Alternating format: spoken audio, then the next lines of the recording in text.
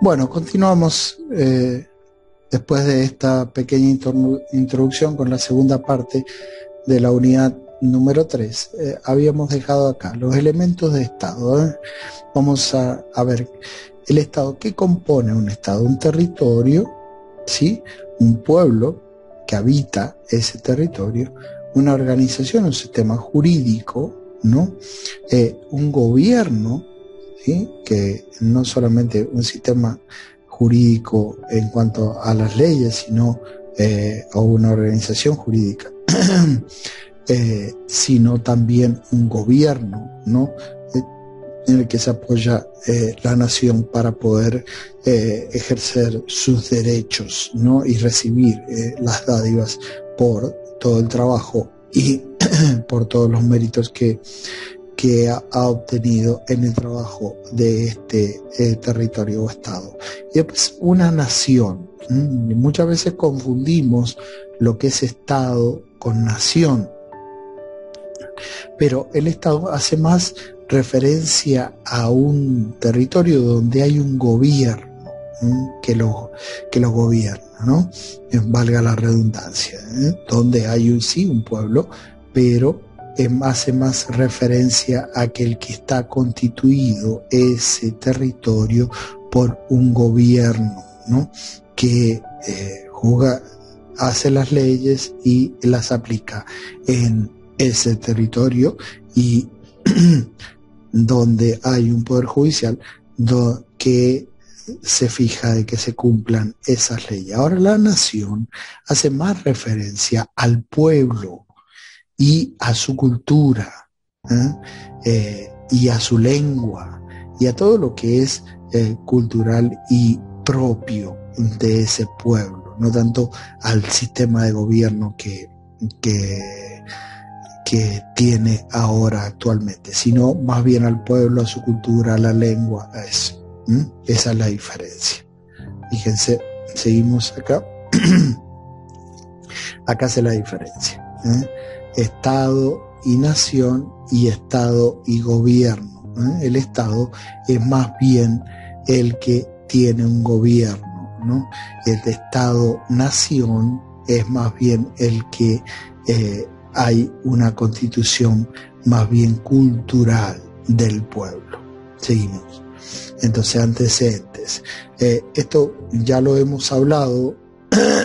Después lo vamos a volver a repetir. Me detengo muy poco en esto. Las revoluciones del siglo XVIII.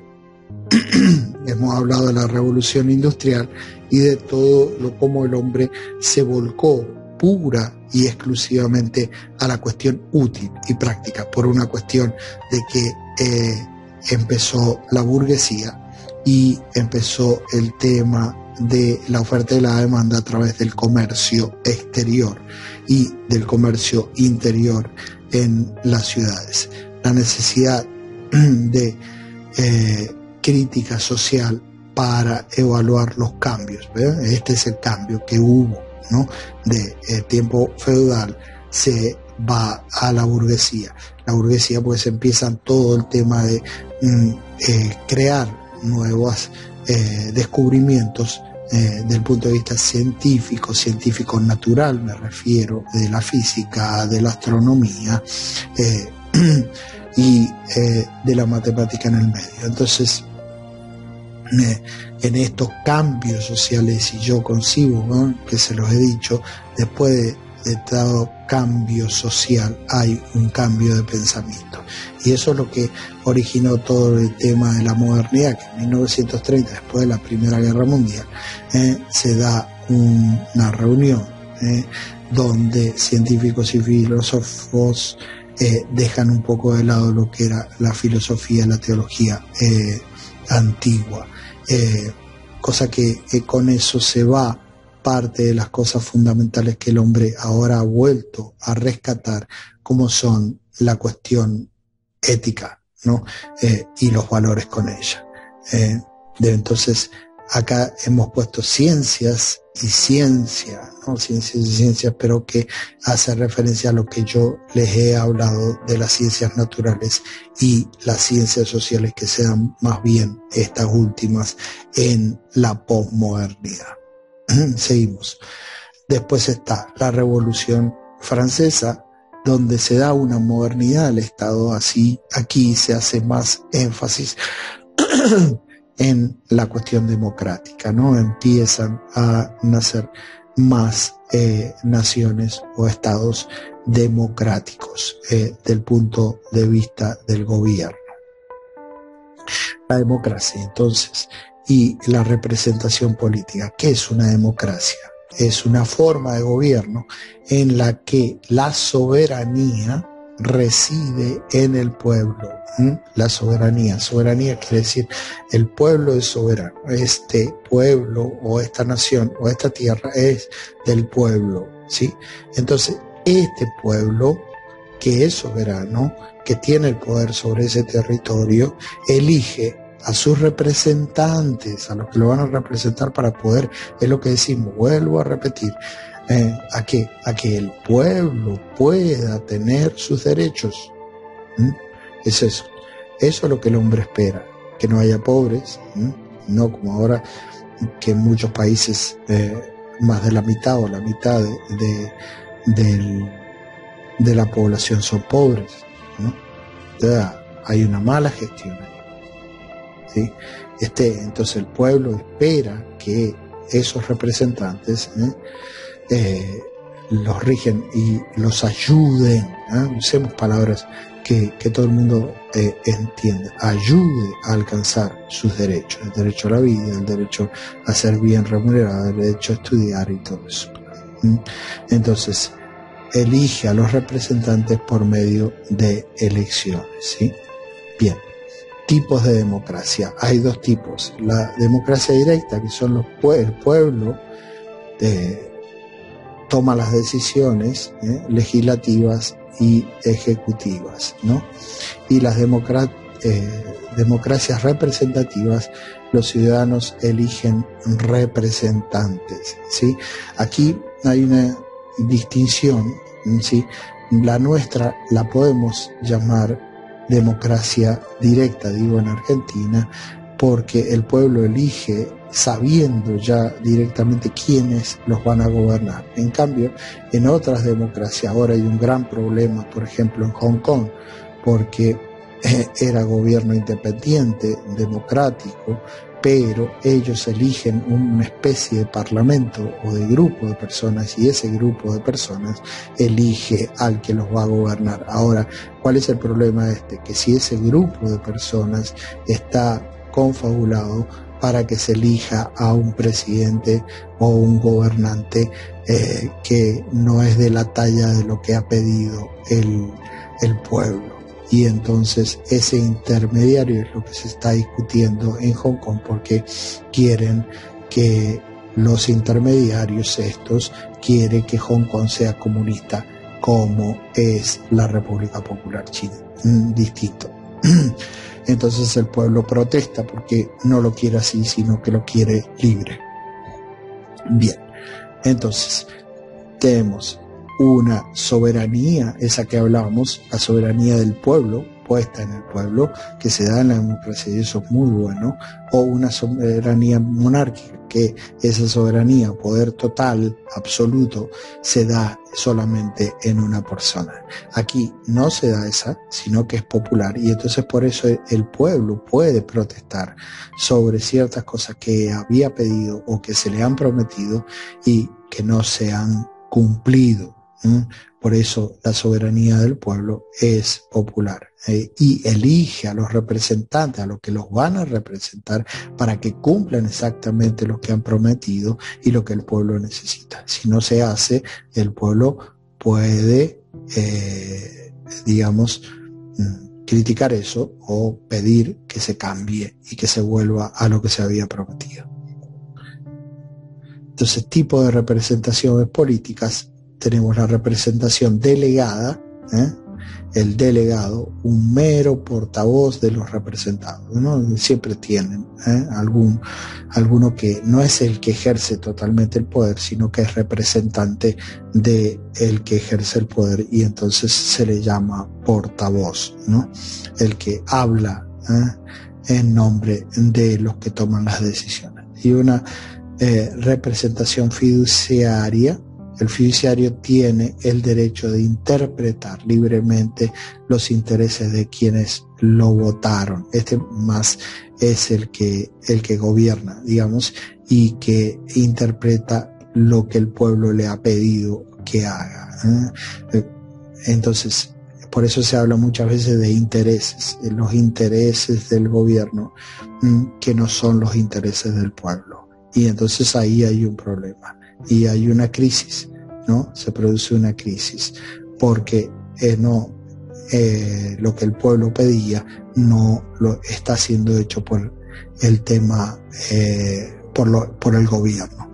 Esto se ve muchísimo y sobre todo en Latinoamérica. Seguimos. Los partidos políticos. Entonces, cuando se va a elegir, se presentan distintas personas, ¿no? Y esto lo saben perfecto, incluso lo que he dicho anteriormente, pero vamos distinguiendo y se proponen distintas ideas políticas para que el pueblo esté mejor. Pero fíjense que todo esto es bastante moderno, ¿no? Y entonces las personas se eligen y gana el que tiene más votos, básicamente. Seguimos.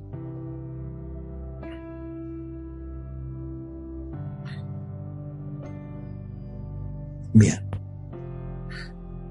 Hasta acá llegamos con la unidad número 3. Vamos a pasar directamente a la unidad número 4, que trata un tema muy relacionado con la cuestión política aquí y ahora, pero que es el tema de la economía. Entonces vamos a ver un poco de esto.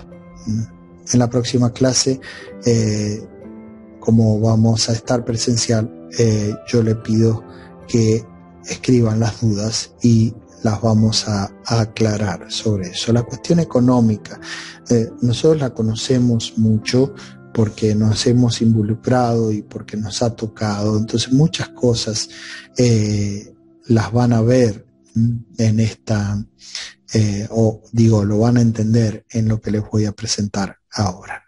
Entonces, ¿qué es la economía? ¿Qué es la economía? La economía, fíjense, como así empezamos con el tema de la política o las ciencias políticas, fíjense, la economía estudia la manera en que se utilizan los recursos escasos. Fíjense, es muy interesante esta definición. La economía estudia la manera en que se utilizan los recursos escasos para satisfacer las necesidades humanas, ¿sí?, que son ilimitadas.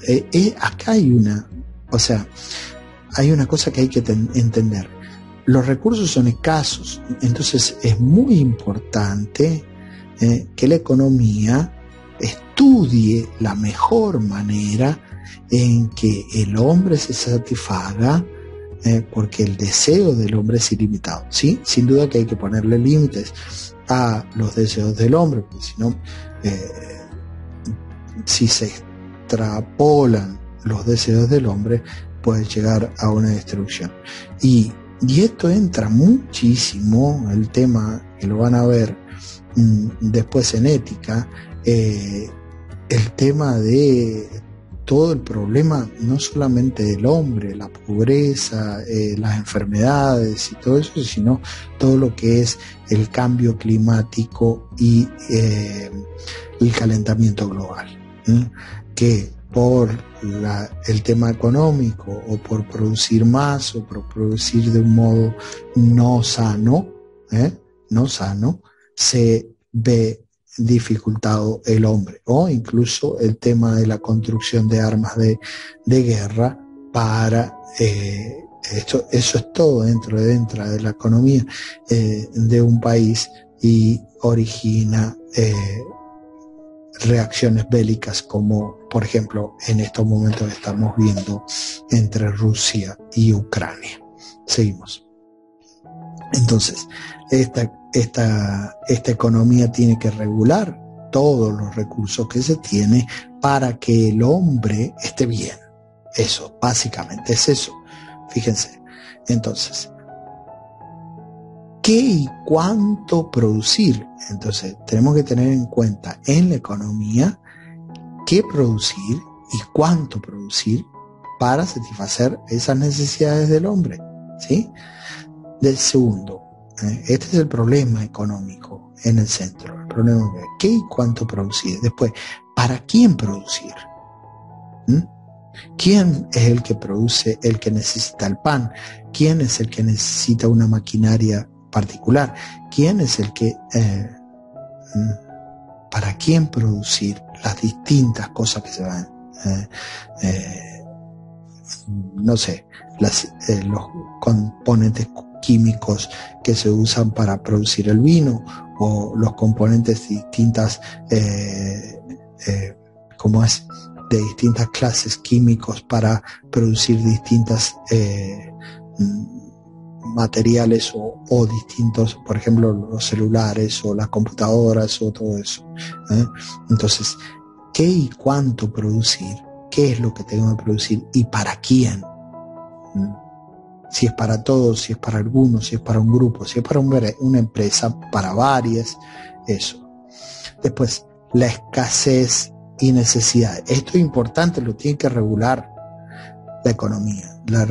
¿Por qué? Porque tiene que ver si va a haber suficiente harina para preparar el pan para este pueblo particular, o y con esto va la oferta y la demanda. ¿Cuánto vale todo esto? ¿Cuánto cuesta? Y las necesidades de cada pueblo. Porque algunos pueblos son más grandes, o sea, tienen mayor población, otros menos, y entonces pueden tener más escasez. Entonces, y acá entra todo el tema de comprar a otros, porque nosotros no tenemos recursos, pero entonces tiene que haber una soberanía, tiene que haber una familiaridad entre los pueblos para poder ayudar unos a otros, cosa que no pasa muchísimas veces. La globalización tendría que ayudar a eso. Sin embargo, la globalización ha producido acrecentar el poder de algunos y disminuir el poder de otros, e incluso empobrecerlos. Por eso la economía, el problema económico es un problema económico, y se empieza a hablar, y esto es posmoderno. Por eso yo le decía, la ciencia económica, las ciencias económicas y todo lo que se deriva de la ciencia económica es muy nuevo. Es muy nuevo. ¿Cuál es la mejor economía? Antes no se planteaba, incluso se hacía trueques entre cosas, ¿no? Pero cuando hay beneficios para algunos, y hay beneficios para los poderosos, bueno, entonces empieza a jugar esta ruleta de el problema económico. ¿Y cómo producir? ¿De qué modo producir? ¿No? Muchas veces se habla del modo injusto, como es la mano de obra barata, o el trabajar en negro, ¿no? Sin los derechos que el hombre necesita, como son el tener una obra social, o el tener algunos beneficios para la familia y todo eso. Entonces es importante todos estos productos. Piénsenlo, repiénsenlo y fíjense para dónde va. Es lo que hemos ido hablando, ¿no? Tenemos que ser críticos en el sentido del bien. ¿Cuál es el bien del hombre? Bien, sigamos. Fíjense que los bienes, ¿qué hacen? Satisfacen distintos costos, el carácter, ¿no? Entonces, tenemos tipos de bienes que son libres, gratis, ¿no? Algunos bienes que se les dan, por ejemplo, en los comederos a las personas que son pobres, que no tendrían que estar los comederos, no porque son malos, sino porque muestran, si hay comederos, muestran que hay mucha gente pobre, hacen mucho bien. y mucho bien, y le dan gratis a personas que no tienen posibilidad de conseguir el pan de cada día, pero tendrían que tenerlo porque es un derecho de las personas, ¿no? Y hay mucha gente muy buena que hace esos comedores que ayudan a los pobres. Y después, del punto de vista de este carácter, puede ser libre, o sea, gratis, o económico, barato, ¿eh? O sea, que pueda ser accesible, ¿eh? Hablamos de la canasta familiar, ¿no?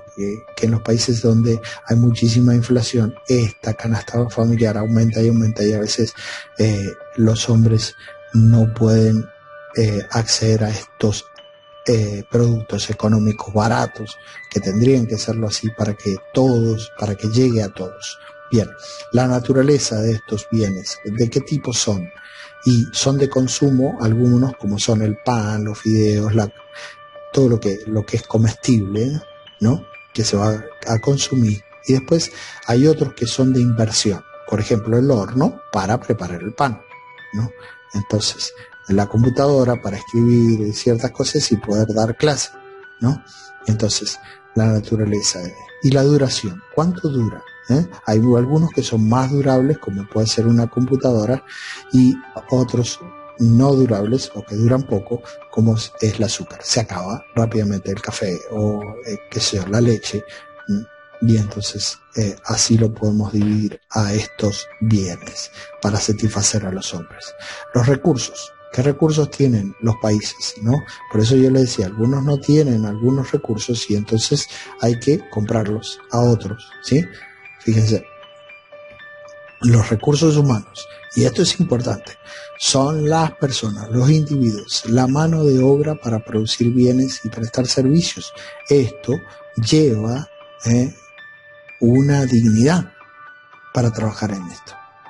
El hombre debe ser tratado con dignidad en todos los trabajos, pero sin embargo se violan estos recursos humanos y hay mano de obra barata, como hablábamos antes, barata, o sea, no se le paga proporcionalmente al trabajo que se hace, y segundo, se trabaja en negro, ¿no?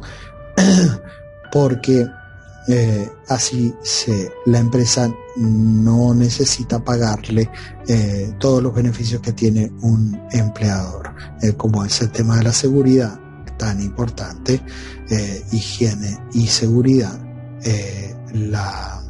cómo es que tener una obra social y los beneficios para la familia y los hijos.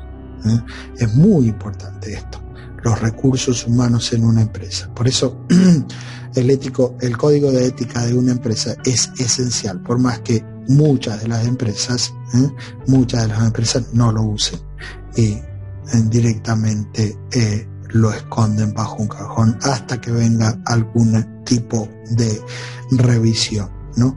O alguien que pueda sancionarlos por el hecho de no usarlo, por el abuso de las personas, por el abuso de las conciencias o por esta cuestión de la mano de obra barata. Recursos materiales es de dónde provienen los bienes, o sea, de la naturaleza, y en esto entra el tema del cuidado de la naturaleza para que poder tener no solamente materiales naturales, sino también del punto de vista animal, ¿no? Si uno poda un bosque, ¿sí?, para producir colillas de cigarrillo, ¿sí?, puede, y ha pasado, han matado un montón de animales que vivían ahí porque se quedaron sin techo, sin comida, sin refugio. Y entonces no se cuidaron estos recursos materiales. Lo digo de un punto de vista más negativo porque realmente es una problemática. El Papa Francisco, cuando escribe la Laudato Si, habla del grito de los hombres, en relación a la pobreza, y el grito del mundo, de la casa común, como la llama él, porque se está tratando mal al planeta. Y después tenemos los recursos de capital, que es el dinero. el dinero para comprar y vender. Y esto también es una problemática porque hay los países que están endeudados no pueden comprar y se ven perjudicados los habitantes de esa ciudad. Después tenemos la microeconomía y la macroeconomía. Esto se hace más referencia no a tanta gran cantidad de dinero, sino que más bien a quién se refiere la microeconomía y a quién se refiere la macroeconomía. Fíjense, la microeconomía está dedicada a explicar cómo se comportan las unidades económicas, o sea, la economía que se mueve dentro de, hablamos de dos actores principales, como es la familia y las empresas, sobre todo el tema de pymes, ¿no? Más chiquita, microeconomía.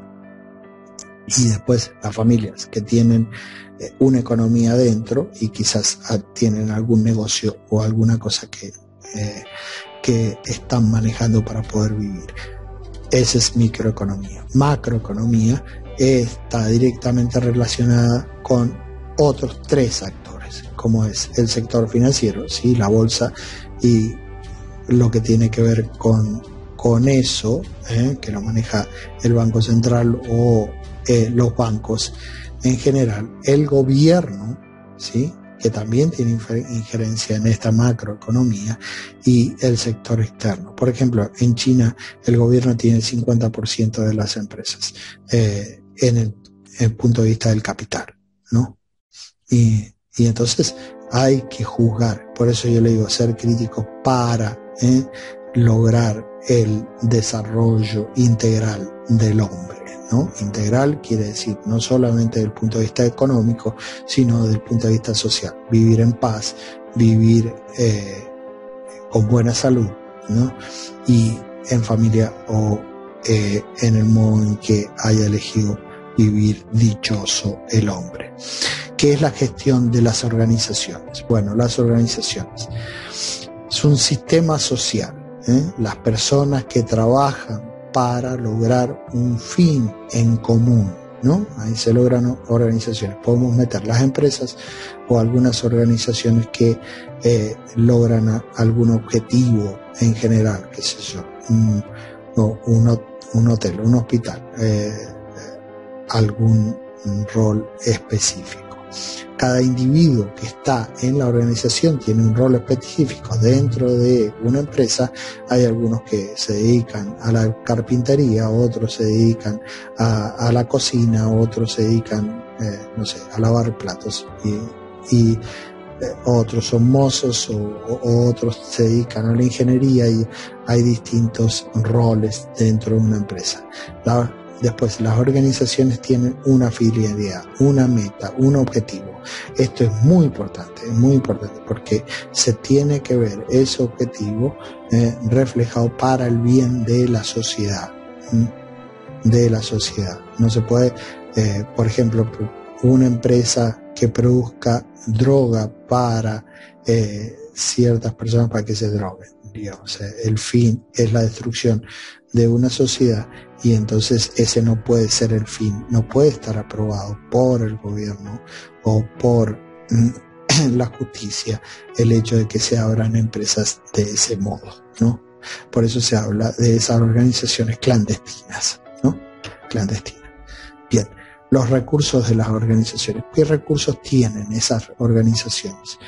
Recursos humanos, que lo hemos hablado, ¿no? Las personas que trabajan dentro de la organización, y estas organizaciones deben velar por el bien de estas personas, y estas personas deben producir de modo equitativo a estas organizaciones. Recursos financieros, que esta empresa posea el dinero suficiente como para funcionar. Después, los recursos materiales, que tengan la materia prima con la cual se pueda producir, por ejemplo, la harina para hacer el pan. Después, los recursos tecnológicos son los procesos, o sea, cómo es que se produce o se lleva a cabo, ¿sí? Aprender los hornos, amasar y todo eso para producir un buen pan, unas buenas tortitas o lo que sea, digo, por poner un ejemplo. Después, los recursos del tiempo. ¿Cuándo? Es algo intangible, esto es importante, digamos, o sea, Pero el control de los tiempos en una organización es de suma importancia para que el sistema alcance los objetivos planteados. Okay, hay dos objetivos. Primero, el cuidado del hombre, ¿no? Y segundo, es producir lo que uno quiere producir. Porque muchas veces a costa de la salud del hombre, se llega a producir mucha cantidad porque la demanda es mucha. Pero la demanda no por una necesidad, puede ser de teléfonos, por ejemplo, o un teléfono nuevo, que no necesariamente tiene que ser mucha cuando se afecta la salud del hombre que está trabajando porque trabaja más de 8 horas en un trabajo. Entonces, la clasificación de estas organizaciones, ¿cómo las podemos clasificar? Organizaciones políticas se dirigen al logro del bien común, por ejemplo, los partidos políticos o el Estado en general, ¿sí? Etcétera. Las económicas, la finalidad es producir un bien o prestar un servicio. Las primarias, que producen las materias primas, por ejemplo, la harina, lo que hablábamos, la uva para producir el vino. Secundarias, transforman estas materias primas, y son las industrias. Y las terciarias son las que prestan servicios productivos, ¿no? Son los que producen eso, y muchas veces, que eso sería lo mejor, lo venden directamente. Lo que pasa es que ahora se le agrega una cuarta, que son los brokers, que son los intermediarios, y entonces se va mucho dinero en los intermediarios. Por eso hay empresas o productores que van directamente desde lo que producen hacia la venta, que sería lo ideal para no gastar tanta plata. Después están las educativas y culturales, que son destinadas a difundir el conocimiento o los conocimientos, ¿no? Por ejemplo, las escuelas, los institutos de investigación, ¿no? Bien. Y las sociales, que buscan mantener las relaciones sociales, como por ejemplo los clubes, las mutuales, los gyms, y todo eso que ayuda a una salud mejor del hombre, o una reunión familiar, o en la práctica de ciertos deportes. Bien, nuevas formas de gestión de lo social en una empresa. Tenemos el